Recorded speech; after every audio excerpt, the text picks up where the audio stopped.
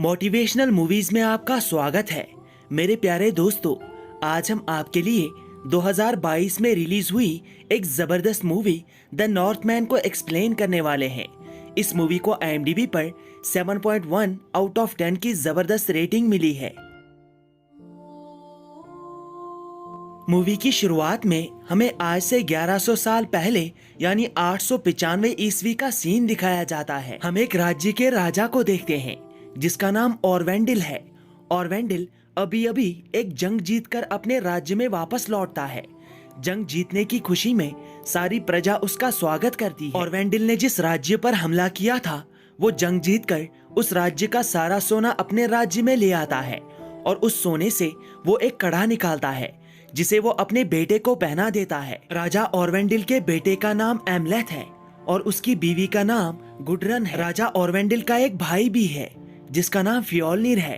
फ्योलनिर हर एक जंग में राजा का साथ देता है। फ्योलनिर एक योद्धा है लेकिन वो बहुत जालिम है। रात में राजा ऑरवेंडिल अपनी बीवी गुडरन से कहता है कि वो अपने बेटे एमलेथ को इस राज्य का राजा बनाना चाहता है, लेकिन गुडरन उसे बताती है कि तुम्हारा भाई फ्योलनिर ऐसा कभी नहीं होने देगा। वो खुद इस राज्य का राजा बनना चाहता है। अगर तुम्हें अपने बेटे एमलेथ को राजा बनाना है तुम्हें अपने भाई फ्योलनिर को मारना होगा। अगली रात में ऑरवेंडिल अपने बेटे एमलेथ के साथ एक बहुत पुराने मंदिर में जाता है जहाँ पर ऑरवेंडिल अपने बेटे एमलेथ को राजा बनने के लिए ट्रेनिंग देता है। इस मंदिर के अंदर उन्हें एक पुजारी मिलता है जो बहुत ज्यादा पावरफुल होता है। वो पुजारी ऑरवेंडिल से कहता है कि अगर तुम्हारा बेटा राजा बनना चाहता है तो उसे साबित करना होगा कि वो राजा बनने के लायक है या नहीं। वो पुजारी एमलेथ से भेड़िए की तरह दहाड़ने के लिए कहता है, लेकिन एमलेथ को उस तरह दहाड़ना नहीं आता। फिर भी वो पूरी कोशिश करता है। वो पुजारी ऑरवेंडिल से कहता है कि तुम्हारा बेटा अभी राजा नहीं बन सकता, वो बहुत नाजुक है, अभी उसे बहुत कुछ सहन करना है। वो पुजारी ऑरवेंडिल और एमलेथ के साथ एक रिचुअल करता है। इस रिचुअल के दौरान वो पुजारी एमलेथ को बहुत सारे विजन्स दिखाता है। इन विजन्स में एमलेथ बहुत सारी भयानक चीजें देखता है। रिचुअल खत्म होने के बाद वो अपने पिता के साथ मंदिर से बाहर आता है, लेकिन तभी वहाँ पर कुछ सिपाही आते हैं। वो सिपाही राजा ऑरवेंडिल को मार देते हैं। ये देखकर एमलेथ पूरी तरह चौंक जाता है। वो वहाँ से भाग जाता है और राजा ऑरवेंडिल उन सिपाहियों से लड़ने लगता है, लेकिन उनकी तादाद बहुत ज्यादा होती है, इसलिए वो ऑरवेंडिल को मार देते हैं। एमलेथ देखता है कि उसके पिता ऑरवेंडिल को मारने वाला और कोई नहीं बल्कि उसका चाचा फ्योलनिर है। ये देखकर एमलेथ जंगल में भाग जाता है, लेकिन फ्योलनिर का एक सिपाही उसे पकड़ लेता है। वो उसे मारने ही वाला था, लेकिन एमलेथ उसे जख्मी करके वहाँ से भाग जाता है। वो अपने गाँव में वापस आता है। तभी वो देखता है कि फ्योलनिर ने वहाँ पर बहुत सारे लोगों को मार दिया है और साथ ही फ्योलनिर ने उसकी माँ को बंदी बना लिया है। जिस सिपाही ने एमलेथ को पकड़ा था वो फ्योलनिर के पास आता है और फ्योलनिर से कहता है कि मैंने एमलेथ को समंदर में डुबाकर मार दिया। वहीं दूसरी तरफ हम देखते हैं कि एमलेथ एक छोटी बोट में बैठकर समंदर के रास्ते इस जगह से भाग जाता है और बोट में बैठने के बाद वो प्रतिज्ञा लेता है कि वो फ्योलनिर से अपने पिता की मौत का बदला जरूर लेगा और साथ ही अपनी माँ को भी उसकी कैद से आजाद करवाएगा। अब काफी साल बीत जाते हैं और हम देखते हैं कि एमलेथ अब बड़ा हो चुका है। वो एक कबीले के साथ रहता है। वो इस कबीले में रहकर एक योद्धा बन चुका है। इस कबीले के लोग छोटे छोटे कबीलों पर हमला करके उनसे सामान लूट कर गुजारा करते हैं। एक दिन एमलेथ इस कबीले के लोगों के साथ एक छोटे कबीले पर हमला करता है। वो वहाँ से सारा सामान लूट लेते हैं। एमलेथ इस कबीले के मंदिर में जाता है जहाँ पर उसे एक औरत मिलती है। ये औरत सबका भविष्य बताती है। जैसे ही एमलेथ उसके पास जाता है वो औरत उसे बताती है कि फ्योलनिर के बेटे ने मेरी दोनों आंखें निकाल ली, लेकिन फिर भी मैं पूरी दुनिया को देख सकती हूँ। मुझे पता है कि तुम एक राजकुमार हो और तुम फ्योलनिर से बदला लेना चाहते हो। तुम सही वक्त की तलाश में हो, लेकिन अब वो वक्त आ चुका है। अब तुम्हें अपने बाप की मौत का बदला लेना होगा। ये औरत एमलेथ को बताती है कि इस कबीले से फ्योलनिर के कबीले में कुछ गुलाम जाने वाले हैं। तुम उन गुलामों के साथ वहाँ जा सकते हो। इसके बाद एमलेथ अपने जिस्म पर एक निशान बनाता है जो गुलामों के जिस्म पर बनाया जाता है और अगले दिन गुलामों की नाव में बैठकर फ्योलनिर के कबीले की तरफ निकल जाता है। इस नाव में उसकी मुलाकात एक लड़की से होती है। इस लड़की का नाम ओल्गा है ओल्गा एक जादूगरनी है। कुछ देर के बाद एमलेथ बाकी गुलामों के साथ उस जगह पर पहुंच जाता है जहां पर फ्योल्नर अपनी फैमिली के साथ रहता है। दरअसल फ्योल्नर ने जिस राज्य को ऑरवेंडेल को मारकर छीन लिया था, उस राज्य को अब किसी और राजा ने फ्योल्नर से छीन लिया था। इसीलिए फ्योल्नर अब इस आइलैंड पर अपनी फैमिली के साथ रहने आया था। लेकिन यहाँ पर भी उसने सभी लोगों को गुलाम बना लिया था। वो उनसे खेती करवाता था और खुद उन लोगों का राजा बन चुका था। ये सभी बातें एमलेथ को उसी औरत ने बताई थी जो उसे उस कबीले के मंदिर में मिली थी।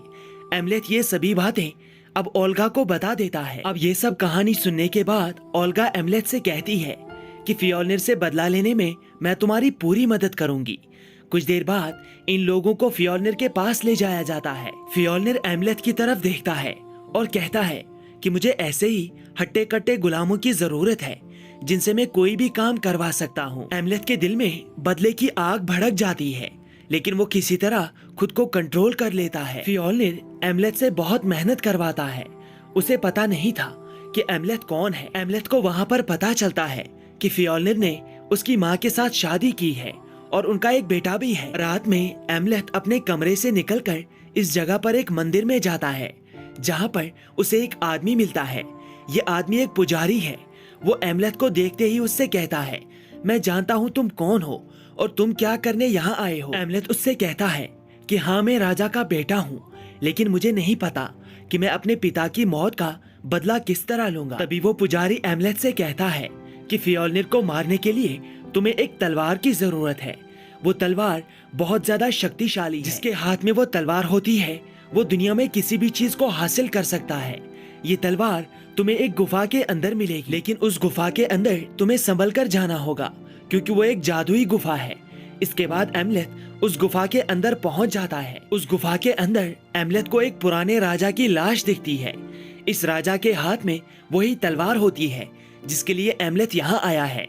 वो उस राजा के हाथ से वो तलवार छीन लेता है और गुफा से बाहर आने के बाद एमलेथ उस तलवार को छुपा देता है। अगले दिन एमलेथ ओल्गा को बताता है कि उसने उस तलवार को हासिल कर लिया है जिससे वो फ्योल्नर को मार सकता है। वो उसे ये भी बताता है कि मैंने अपनी माँ को भी देखा, लेकिन उसने फ्योल्नर के साथ शादी कर ली है। एमलेथ और ओल्गा रात साथ में ही बिताते हैं और वो दोनों इंटीमेट हो जाते हैं। रात में एमलेथ फ्योल्नर के कुछ आदमियों को भी मार देता है। सुबह होते ही ये बात फ्योल्नर के बेटे को पता चल जाती है। इसका नाम थॉर है। थॉर अपने आदमियों की लाश देखकर बौखला जाता है। उसे समझ आ जाता है कि ये गुलामों में ही किसी ने किया है, इसीलिए वो गुलामों को एक एक करके मारने लगता है। लेकिन तभी वहाँ पर एक औरत आती है जो भविष्य को देख सकती है। वो औरत इन्हें बताती है कि ये किसी इंसान का काम नहीं है, इन लोगों को एक बहुत बुरी आत्मा ने मारा है। उस आत्मा को रोकने के लिए हमें किसी की बलि देनी होगी। फ्योल्नर बलि देने के लिए एक गुलाम को चुनता है। वो उसे बांध देता है। फ्योल्नर उस गुलाम को आत्मा के लिए वहीं पर छोड़ देता है और कुछ देर के लिए वापस चला जाता है। लेकिन थोड़ी देर बाद जब वो वापस लौटता है तो वो देखता है कि वहाँ पर उस गुलाम की लाश नहीं बल्कि उसके अपने आदमी की लाश है। अब ये सब कुछ होने के बाद फ्योल्नर अपने सभी गुलामों से कहता है कि आज से तुम रात में यहाँ पर पहरा लगाओगे। वो उन सभी को हथियार दे देता है, लेकिन रात में वहाँ पर कुछ अजीब होने लगता है। फ्योल्नर के आदमी खुद ही अपने आप को मारने लगते हैं। दरअसल ये सब कुछ उस तलवार के गुफा से बाहर निकलने की वजह से हो रहा था। रात में एमलेथ अपनी माँ से मिलने के लिए चला जाता है। वो अपनी माँ से कहता है कि मैं वापस आ गया हूँ, मैं तुम्हारा और अपने पिता का बदला लेने के लिए आया हूँ। लेकिन उसकी माँ उससे कहती है कि तुम बिल्कुल अपने बाप जैसे हो, तुम में और उसमें कोई फर्क नहीं है। तुम्हारा बाप मुझे सिर्फ अपनी रखेल समझता था, इसीलिए मैंने फ्योल्नर के साथ मिलकर तुम्हारे बाप को मरवा दिया और मैंने खुद फ्योल्नर के साथ शादी कर ली और मैं उस जगह की रानी बन गई। एमलेथ ये सब सच्चाई सुनकर पूरी तरह से चौंक जाता है। वो अपनी माँ से कहता है कि मुझे आपसे ये उम्मीद नहीं थी, लेकिन उसकी माँ उससे कहती है कि अगर तुम फ्योल्नर को मार दोगे तो तुम मुझसे शादी कर सकते हो और इस राज्य के राजा बन सकते हो। ये सुनने के बाद एमलेथ वहाँ से निकल जाता है, लेकिन वो फ्योल्नर के बेटे थॉर को मार देता है। वो ओल्गा के पास आकर उसे बताता है कि मेरी माँ मेरे पिता को मारने के षड्यंत्र में मिली हुई थी, अब मैं अपनी ही माँ को किस तरह मार सकता हूँ। सुबह जब फ्योल्नर को अपने बेटे की लाश मिलती है तो वो बहुत दुखी हो जाता है। उसे बहुत गुस्सा आता है। उसे समझ नहीं आ रहा था कि आखिर ऐसा कौन कर सकता है। तभी उसके पास एमलेथ की माँ गुडरन आती है। वो उसे बताती है कि ऑरवेंडल का बेटा वापस आ गया है, वो हम सभी को मारना चाहता है और ये लड़की भी उसके साथ मिली हुई है। फ्योलनिर जल्दी से ओल्गा को पकड़ लेता है। वो उसे मारने ही वाला था, लेकिन तभी एमलेथ उसे आवाज लगाता है और उससे कहता है कि मैं तुमसे अपने बाप की मौत का बदला लेने आया हूँ। तभी फ्योलनिर के आदमी उस पर हमला करते हैं। उनकी तादाद बहुत ज्यादा होती है, इसीलिए वो एमलेथ को पकड़ लेते हैं। इस मौके का फायदा उठाते हुए ओल्गा वहां से भाग जाती है। फ्योलनिर अब एमलेथ को अपना बंदी बना लेता है। उसके आदमी एमलेथ को बहुत टॉर्चर करते हैं। फ्योलनिर एमलेथ से कहता है कि मैं तुम्हें अभी नहीं मारूंगा, पहले मैं अपने बेटे का अंतिम संस्कार करूंगा। वो एमलेथ को एक जगह पर बांधकर वहां से चला जाता है, लेकिन उसके जाने के बाद वहां पर बहुत सारे कौवे आते हैं जो एमलेथ की रस्सी को काट देते हैं और उसे आजाद कर देते हैं। इन कौवों को दरअसल ऑरवेंडल की आत्मा ने भेजा था। कुछ देर बाद जब फ्योलनिर वापस आता है तो वो देखता है कि एमलेथ वहां से भाग चुका है। वो एमलेथ को हर तरफ ढूंढता है, लेकिन उसे एमलेथ कहीं नहीं मिलता। तब तक एमलेथ ओल्गा के पास पहुंच चुका था। ये दोनों उस जगह से बहुत दूर आ गए थे। अपनी माँ के षड्यंत्र के बारे में पता चलने के बाद एमलेथ पूरी तरह से टूट चुका था। ओल्गा उससे कहती है कि हम दोनों यहाँ से बहुत दूर चले जाएंगे, जहाँ पर हमें कोई नहीं ढूंढ सकता।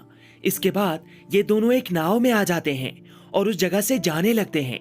लेकिन तभी नाव में ओल्गा एमलेथ को बताती है कि वो उसके बच्चे की माँ बनने वाली है। ये खबर सुनकर एमलेथ बहुत खुश हो जाता है। तभी वो ओल्गा से कहता है कि मुझे किसी भी हाल में फ्योलनिर को मारना होगा। अगर वो जिंदा रहा तो वो कल मेरे बच्चों के लिए खतरा बन सकता है और मैं ऐसा नहीं होने दूंगा। एमलेथ ओल्गा को उसके रिश्तेदारों के पास भेज देता है और खुद पानी में तैरकर फिर से उसी जगह पर वापस आ जाता है। एमलेथ उस तलवार की मदद से फ्योलनिर के सभी आदमियों को मार देता है। जब वो फ्योलनिर को मारने जाता है तो उसकी अपनी माँ उस पर अटैक करती है। एमलेथ उसे नहीं मारना चाहता था, लेकिन लड़ते लड़ते गलती से वो तलवार एमलेथ की माँ के आर पार हो जाती है। वो मर जाती है और इसके बाद एमलेथ उसके छोटे बेटे को भी मार देता है। कुछ देर बाद वहाँ पर फ्योलनिर आता है। फ्योलनिर वहाँ पर अपने बेटे और अपनी बीवी की लाश देखता है। वो एमलेथ से कहता है कि मैं तुम्हें अभी नहीं मारूंगा, मैं तुम्हें नरक के दरवाजे पर मिलूंगा, हमारा फैसला वहीं पर होगा। एमलेथ फ्योलनिर के सारे गुलामों को आजाद कर देता है और कुछ देर बाद ज्वालामुखी के पास चला जाता है, जिसे फ्योलनिर नरक का दरवाजा कहता है। यहाँ पर हम एमलेथ और फ्योलनिर के बीच एक बहुत घमासान लड़ाई देखते हैं। दोनों बहुत ताकतवर होते हैं। दोनों एक दूसरे पर हावी होने की कोशिश कर रहे थे, लेकिन तभी एमलेथ उस तलवार की मदद से फ्योलनिर के सर को उसके धड़ से अलग कर देता है। फ्योलनिर भी अपनी तलवार एमलेथ के सीने में घुसा देता है। दोनों एक ही समय पर नीचे गिरते हैं। नीचे गिरने के बाद एमलेथ को विजन्स आते हैं। वो देखता है कि ओल्गा ने 2 बच्चों को जन्म दिया है। इस विजन को देखने के बाद उसे संतुष्टि मिलती है और वो मारा जाता है। और इसी के साथ ये मूवी यहाँ पर समाप्त होती है। Thanks for watching.